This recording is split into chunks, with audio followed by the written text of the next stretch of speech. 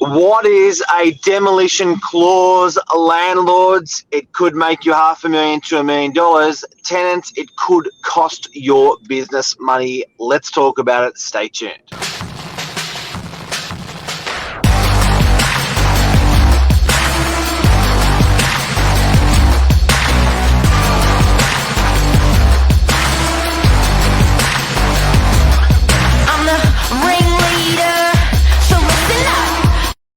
Good morning, everyone. Welcome to Morning Minutes. Myself, Michael Bergio, Mark Novak, episode 538.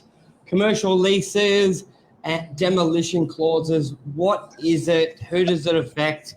What to watch out for? How to use it in your favor? Let's talk about it. Mark, what is a demolition clause? Oh, Bird, you got straight into it, mate. Like straight into it. First of all, you don't have it in residential. You're right there, Burge. They're only commercial. You don't have them in residential. And if a developer wants to further, say that you could put the zoning changes. Don't know if that's going to happen on some properties, but say it does, and it's a 15-story allowance, and there's only a 1-story building there at the moment, and you're a tenant that rents the whole block of land and the whole building, which is a 1-story building. If you're a tenant and you've got a 20-year lease and suddenly the owner gets a zoning change of 15 stories, could potentially be a bit of a rich tenant.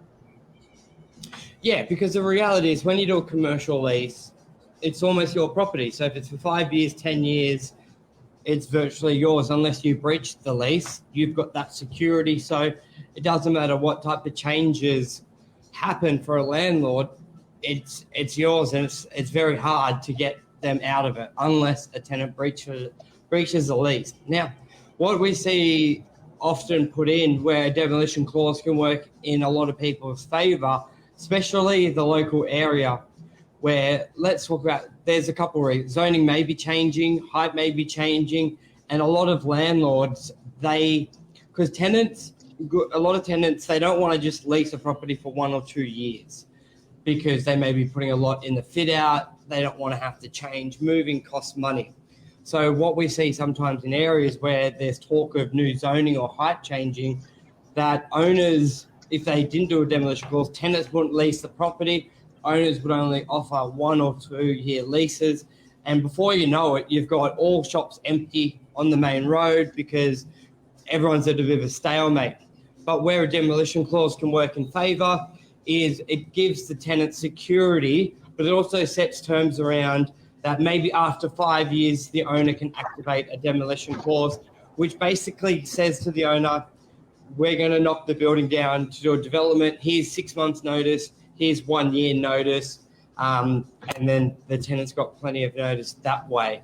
And sometimes tenants hedge their bet. They go, I know the owner wants to, they think this is going to happen, but a lot of the time councils are slow, zoning changes are very slow. So an owner may have been told it's going to take 2 years, but the tenant's like, I've heard this story again, council are going to take 10 years.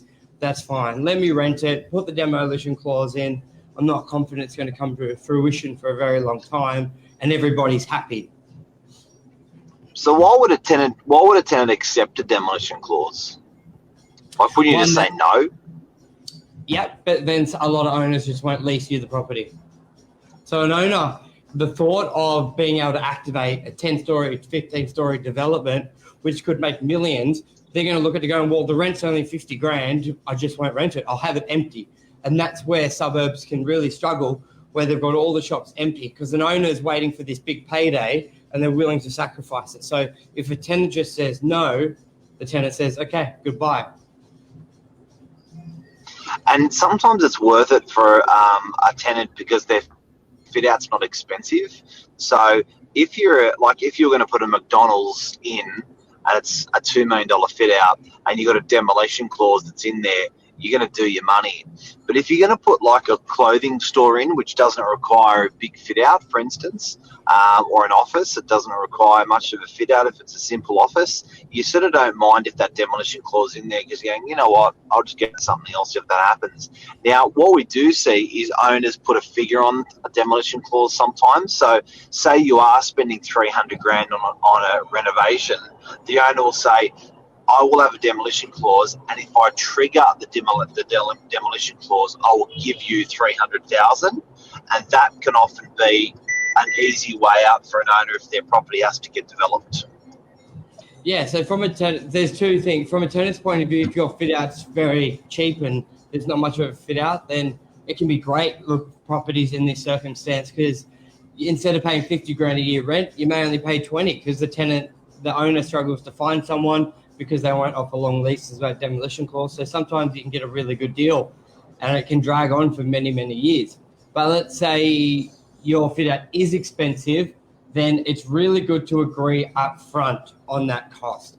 Because in 5 years' time, if the business is booming, they're not just looking at their fit out costs, they're looking at their lost revenue. They try and they inflate that was once 300 grand to $1 million to get them out of the property, because they're looking, my fit out cost me 300, I make X amount, and it can get really ugly. So it's best for the owners, landlords, to agree that up front. Sometimes it feels a bit daunting. It's like you're signing in a tenant for 3 years and you may have to pay them out 300 grand and the rent's only X amount. But you've got to remember, you're only going to execute that if you've got the big development potential. So it's either have no tenant for a couple of years or don't have it in there and have a shit fight later. So, and a lot of time, Mark, if they're on selling the development, the developer's going to be paying for that anyway. So, and you know what? With that demolition clause, sometimes people think it's evil that the landlord wants to develop and makes heaps of money. But I've known, like in Parramatta, for instance, I've got clients that even though they could get 30, 40, 50 stories where they didn't want to develop it. They didn't want to sell it. But their land tax went absolutely through the roof. So where they were paying per year land tax 15, 35 grand, that suddenly went up to 300,000 a year of land tax. And the owner's going, well, I'm stuck with a 30-year lease or a 20-year lease or a 15-year lease. My rent that was $100,000 a year is inconsequential now that I'm having to pay a $300,000 land tax because the council rezoned it. The height got changed. Because the height got changed, the land tax went up and the value of the property went up, and the owners are forced to sell their properties, but they can't actually sell their property because the developer doesn't want to buy it because the tenant's sitting on a 15, 25-year-old lease. Very tricky. Yeah, and you're right about the land tax point of view, because everyone blames owners or developers, but the government make policies to encourage these owners to sell to developers. Like if you've owned a property, like that, land tax is one of the biggest reasons an owner will offload to a developer, because now the land tax is more than all the rent combined. Because a lot of the older properties, Mark, they've only got a small building footprint and a lot of land. Like think of the ones we're aware of. They're small buildings. Like the income's tiny for the amount of land. But that works when land tax was small. But now it costs them money to hold it. So, yeah, there's a lot of reasons why. And also demolition clauses are for renovations as well. So you may be in a strata building and they've got to do scaffolding around, and you may need to have words around that, or even if you want to do stuff to the property. So demolition and renovation is the key there. And then, Burge, I've also seen some tenants actually win the jackpot hard when developing comes through and there's no demolition clause.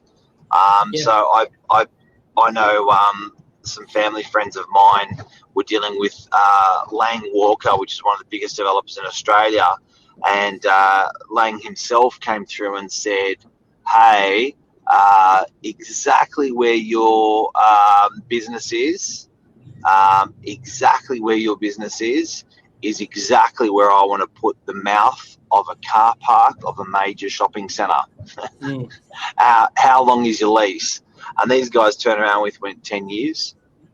That a fresh 5x5, and he's like, so he was basically absolutely rooted because he couldn't move this tenant.